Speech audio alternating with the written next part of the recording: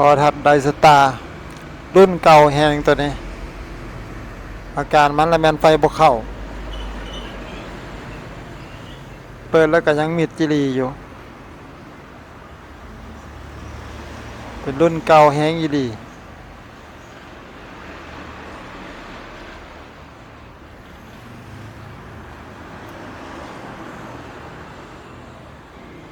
อันนี้มันด้านหลังโมเดลมันเป็นของไทยครั้งนี้ขนาดรุ่น20 นิ้วจอแก้ว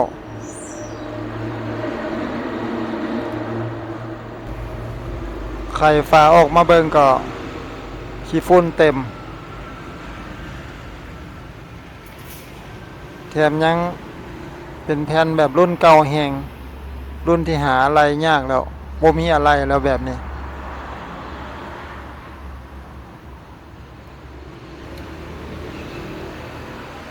ก็สิทอดสายแล้วก็สิปีนแผ่นขึ้นมากวดเบิ่ง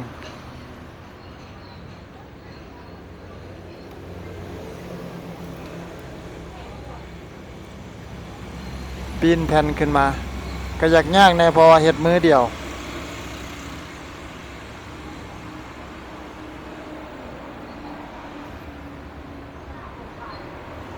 ก็สิมาบัดเบิ่งซีไฟ300นี่วัดเบิ่งว่ามันมีไฟสอดบ่นี้บ่บัดแบบโอห์มตั้งคนหนึ่งบอลไฟเข้าบ่สอดอันนี้เป็นบอลสีไฟร้อยเป็นเป็นสีไฟที่ว่าไปเลี้ยงเป็นสุดไฟร้อยไปเลี้ยงห่อเอาอันนี้ก็บ่สอดคือกัน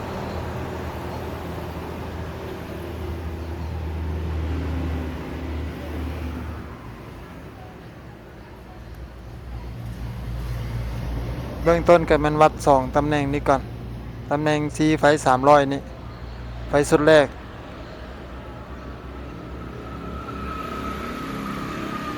แล้วก็จุดที่2ก็มาวัดตัวนี้มันเอิ้นว่าไฟ110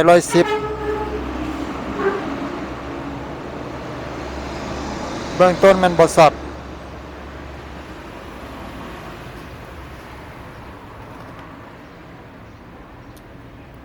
แต่ว่าแผ่นมันก็มืดเหลือเกินแบบมันเปื้อนมันเศร้า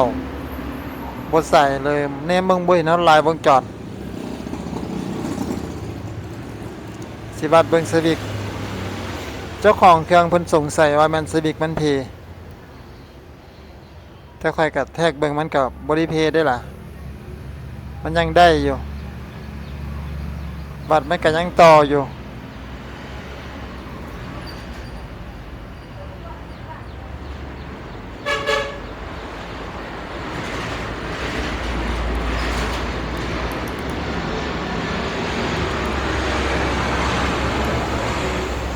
บัดนี้สิวัดเบิ่งไฟที่เป็นไฟ300ก็ไฟ100ว่ามันมีมาบ่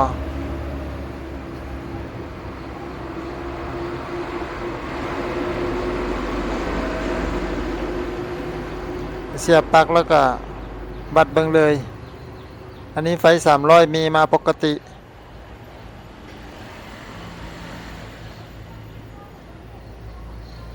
บ่นี้ไฟ300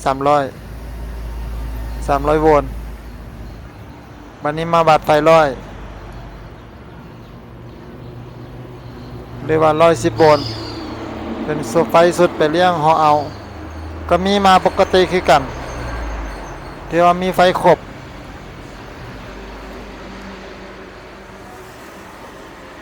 เขาก็เสียน้ำมันแล้วก็เสียที่มันสะอาดแนมมึงบ่เห็นเฮาลายวงจรเพราะว่าแผ่นมันดับแฮงก็อนามัยด้วยทินเนอร์ค่อยๆพัดไปเรื่อยๆ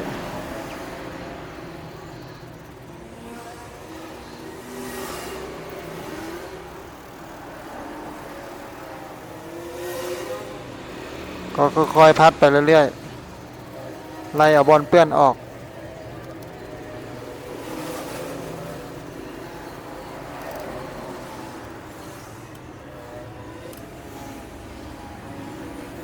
หลังจากที่ว่าพัดให้มันใส่มันงามแล้วก็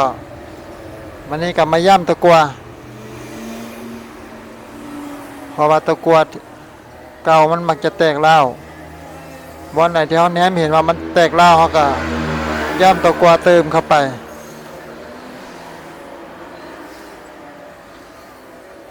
อาการนี้มันเป็นอาการแบบเป็นบัดได้บัดบอเป็นอาการคล้ายๆตะกัวมันหลวมพยายามตะกัว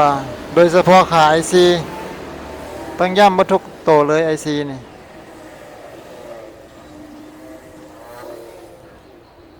ต้องเฮ็ดให้ละเอียด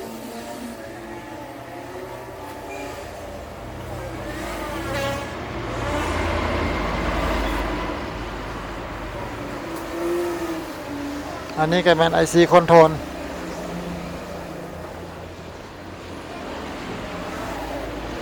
ไอซีคอนโทรลก็ได้ย่ำจอดขาขึ้นกันถ้าว่าขามันบนแน่นหนามการคอนโทรลมันก็ผิดเพี้ยนไป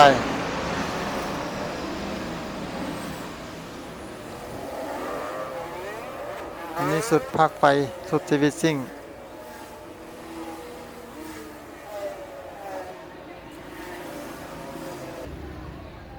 หลังจากที่ย่ำตัวกวบไปแล้วเขาก็สิเปลี่ยนสวิกไปพร้อมบางทีมันหลอนได้หลอนบ่อสวิกลูกค้าก็สงสัยว่าแมนสวิกมันเพว่าสันแต่ค่อยวัดเบิ่งมันก็บ่ได้เพแต่ค่อยก็สิเปลี่ยนให้ลูกค้าเพื่อตัดปัญหาอาการที่มันเป็นแบบบัดได้บัดบ่อ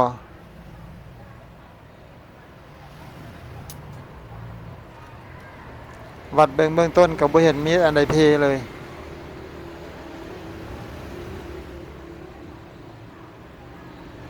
อันนี้เป็นสวิกตัวใหม่ใส่เข้าไปแล้วก็จอดตะกัวจอดให้มันครึ่งไว้หน่อยนึงแล้วก็มือดันเติมมือดันขึ้นมาแล้วก็จี้มันจะจำดีบัดนี้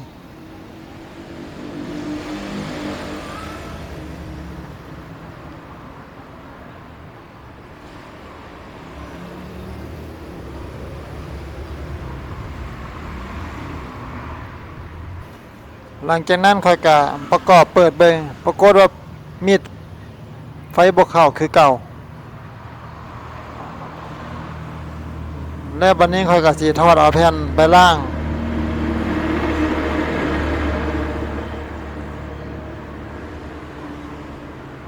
กะสิสอดเอาไฟที่ข้างอยู่ในจอทิ่มก่อนเพราะสั้นมันสิสอดมือเฮาสังเกตไฟข้างจอดังเพี้ยเลยมันโดดมาใส่ตะลาบิด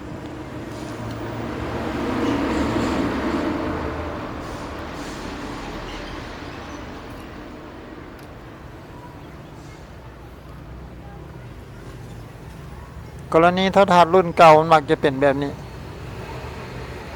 สาเหตุอาจจะเกิดจากขี้แมงสาบหรือว่าย้อนความมันเก่า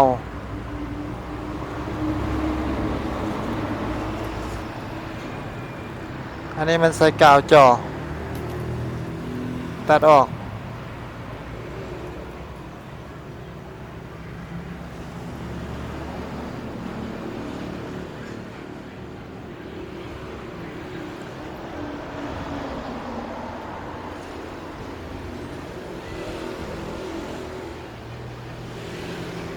เบิ่งทรงเครื่องโทรทัศน์ตัวนี้ก็สิทนนานแฮงบ่เพลงง่ายๆ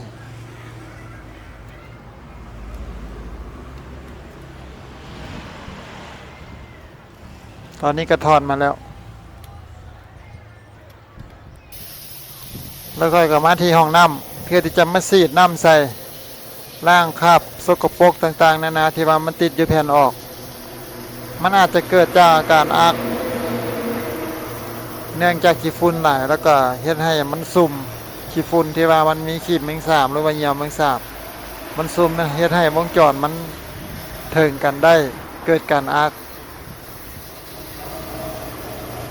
ค่อยกะจะเอาน้ำซี่ใส่แบบนี้ล้างออกถ้ามันล้างแล้วมันจะสดบอกกระบอกสดเพราะว่าเอาบริเสียบปลั๊กเปิดล้างแล้วเขาก็เอาไปตากแดดก่อนจนมันแห้งดีข้างแน่แล้วจังค่อยเอามาเปิด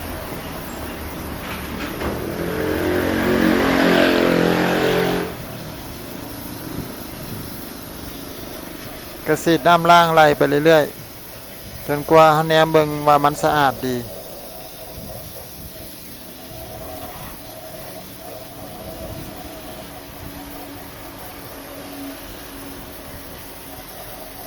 เอาแบบให้มันหล่อนเลยต่อมาค่อยกะจะโหยแฟบให้มันละลายคราบเปื้อน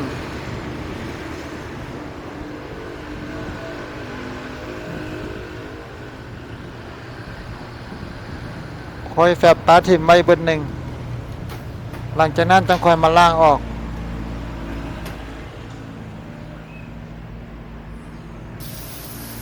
หลังจากปาไว้เบิดหนึ่งแล้วบัดนี้ก็มาล้างออกบัดนี้สังเกตว่าคราบดำๆเต็มเลยน้ำดำเลย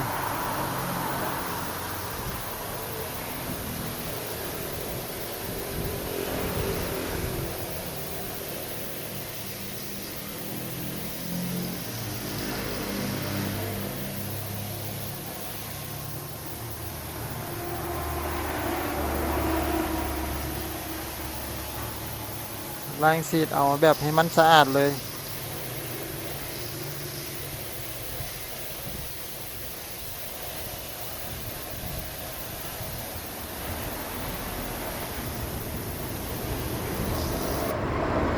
หลังจากที่ว่าล้างมันสะอาดดีแล้วก็เอามาตากแดด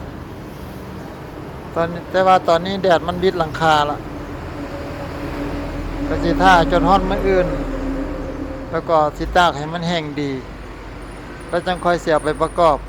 ใส่กับเครื่องใหม่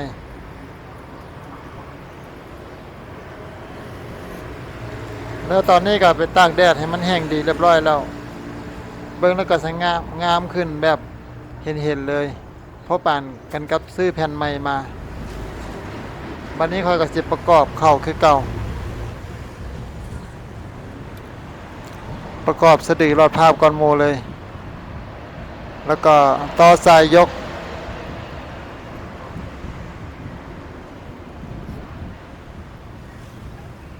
อันนี้เป็นซ็อกเก็ตหลอดภาพมันนี่ก็ต่อสายกาวจอ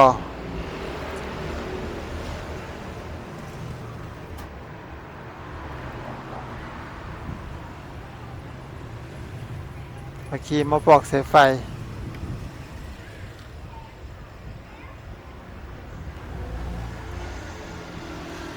จากนั้นก็ตะกั่วมาเชื่อมใส่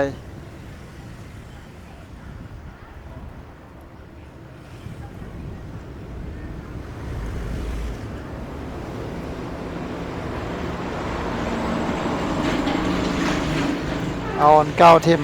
แล้วก็จอดตัวไม้ใส่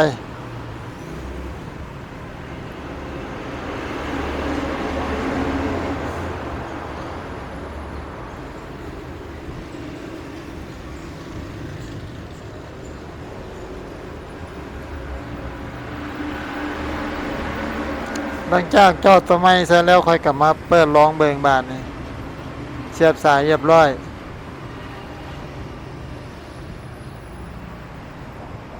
มันก็เห็นภาพงามปกติคือเก่าแต่ว่าเห็นสั้นๆน่ะเกิดจากเฟรมกล้องกับภาพมันบ่เข้ากัน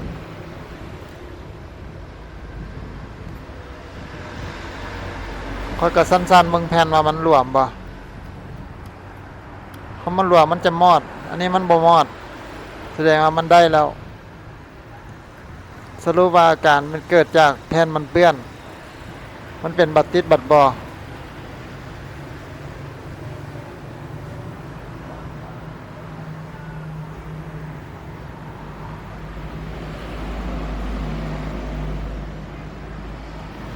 แล้วค่อยกับประกอบเรียบร้อยแล้วบาดนี้แล้วก็มาเปิดลองเบิ่งครั้งนี้มันก็แจ้งงามดีแต่ว่าเห็นภาพสั้นๆนั้นเกิดจาก รมของกล้องกับโทรทัศน์มันบ่เข้ากัน แต่เบิ่งด้วยตามันแจ้งดีมันบ่ได้สั่น